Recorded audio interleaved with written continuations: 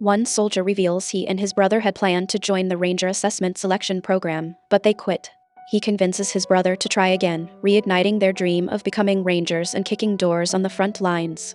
Fueled by renewed ambition, the brothers arrive at the Ranger Assessment Selection Program. They endure the dehumanizing intake process, stripped of their names and personal items. A previously rejected applicant gets a second chance. The candidates are then addressed. They're warned of the grueling 8-week trial ahead, promising to push them to their breaking points. The instructors immediately begin testing their limits. The brutal selection process continues, with more candidates failing to make the cut. Whispers circulate about Candidate 81, a Silver Star recipient and war hero who survived a devastating ambush. Candidate 15 nosiness earns the whole group extra punishment. The drill sergeants demand to know why each remaining candidate is there. The instructors push the candidates to their breaking points, physically and mentally, as they enter the final week. 3 are cut from the program. During a grueling water exercise, a candidate nearly drowns and is rescued. Despite his heroics, Sapper is deemed a liability. The instructors confront him, recommending he quit the course due to concerns about his mental state, despite his physical prowess. The cotter confronts Sapper, suggesting he quit due to his mental state. He refuses.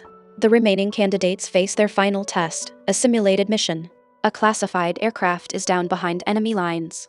The Rangers must destroy it, rescue the pilot from a rebel outpost, and return to base by 1900. If ambushed, the mission fails. The Rangers are greenlit for departure, flying low to the LZ. Ropes out, they drop into the field.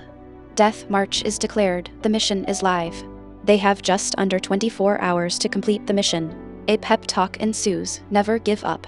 They begin their trek, crossing phase line red. A 20-minute break is called for, knowing an ambush by the cotter is likely. The Rangers catch artillery fire, suspecting the cotter is watching. They report their position and plan a counter-ambush, but a coordinate discrepancy arises and comms are down, raising suspicion of cotter interference. Tension mounts as they anticipate an ambush. One Ranger breaks formation to scout ahead, spotting possible cotter positions. Then, detonation. The Rangers are under attack by an unknown enemy, taking heavy fire. Chaos erupts as they try to retreat. Casualties mount with soldiers mowed down. One Ranger is severely wounded, and his comrade struggles to keep him alive, applying first aid under intense pressure. The team is decimated, with several members missing or confirmed dead. They desperately search for survivors and a way out. The Rangers are desperate. They need comms, but a fallen comrade, 57, dies despite their efforts. They realize 72 and 111 are also dead, and something is hunting them. They decide to ditch weapons and use ropes to descend a cliff, hoping to escape the unseen enemy. One by one, they begin their descent into the unknown. The Rangers escape, but 81 is injured. They debate the nature of their attacker, experimental weapons, foreign tech, or something else. Realization dawns: the coordinates were wrong, a magnetic field interfering. Their target was an old jet. The team decides to head to a village 8 clicks west, carrying the injured 81, their situation looking dire. Facing a dangerous river, the Rangers decide to cross using a zip line. A Ranger heroically swims across to secure the line, fighting the brutal current. They begin pulling 81 across, but disaster strikes. 15 gets stuck mid-river. In a desperate struggle, they pull him free from the raging water, narrowly saving his life. The Rangers pull 15 to safety, shaken but alive.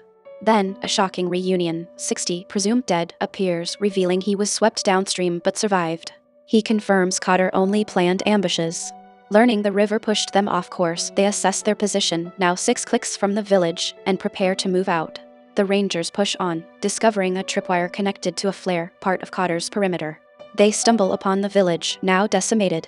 The team deduces the machine was responsible. They realize it's from another planet after seeing the destruction it caused, including smashing through a mountain. Tensions flare when the sergeant pushes them too hard, leading to a raw confession about his past trauma and a silver star he never wanted.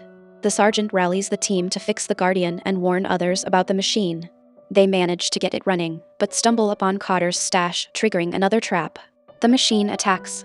15 retrieves ammo while the team fights back, but their bullets are useless. They floor it, desperately trying to outrun the relentless alien machine. The team struggles to outrun the relentless machine, its armor proving too strong. The Guardian takes heavy damage, leaking fluid as they desperately search for a weakness. They try to maneuver and target weak points, but the machine is relentless, pushing the Guardian and the team to their absolute limits. The team's in dire straits. Someone's losing it? ? questioning unseen entities, then trying to get Seven attention. As the situation spirals, frustration explodes in a string of expletives, culminating in accusations and bitter insults. Finally, a revelation. I knew who you were. The truth spills out, a shared past, a fallen brother. Guilt-ridden, a soldier sought redemption. But the relentless enemy looms. Inspiration strikes. What would the brother do?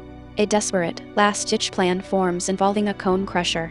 Can they pull it off, or is this the end of the line?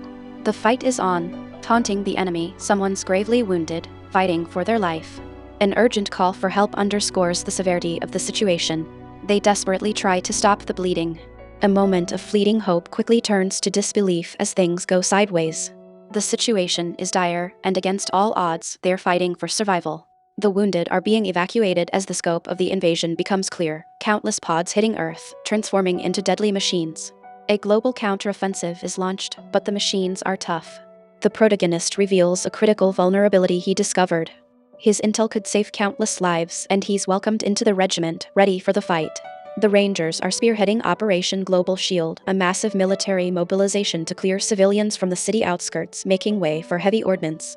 Despite fear and loss, the Rangers are reminded of their strength and commitment. Chalk leader Fox 1 initiates the mission, confirming their readiness. The Black Hawk Squadron, escorted by F-35s, launches as Operation Global Shield goes live.